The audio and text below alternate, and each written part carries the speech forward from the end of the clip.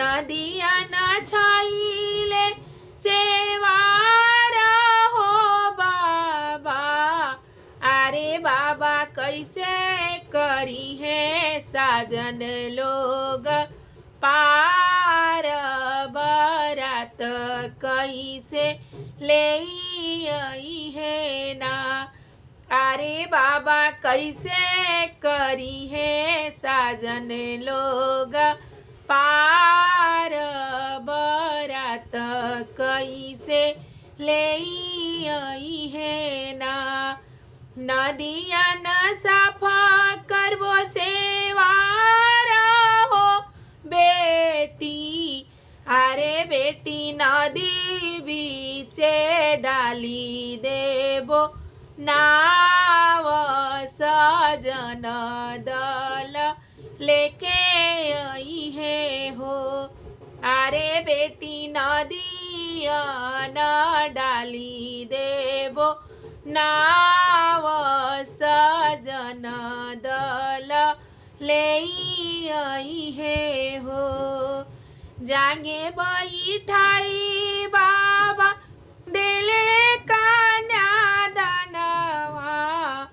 अरे बेटी नए न झरा झरी लोर, कलेजा काढ़ी दान कैले ना। अरे बेटी नए नन झरा झरी लोर, कलेजा काढ़ी दान कैले ना। जब पानी ग्रहण कैले बाबा त पौआ पखरी अइले ना। अरे बेटिया मारो वेली अच्छो धार, दुलारी धिया पाहुन ना।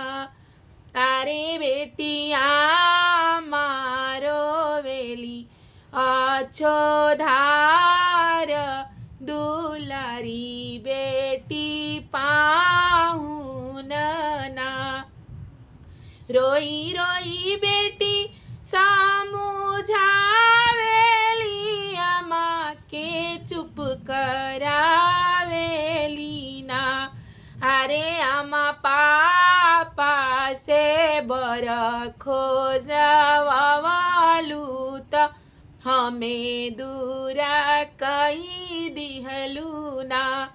अरे पापा देसवा पैसी बर काहे खोजानी त अब काहे रोए लगनी ना।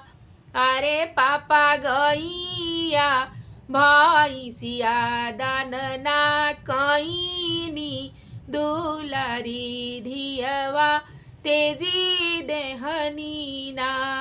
अरे आमा भैया भौजैया दान ना कैलू, दुलारी धियवा दान कैलू ना।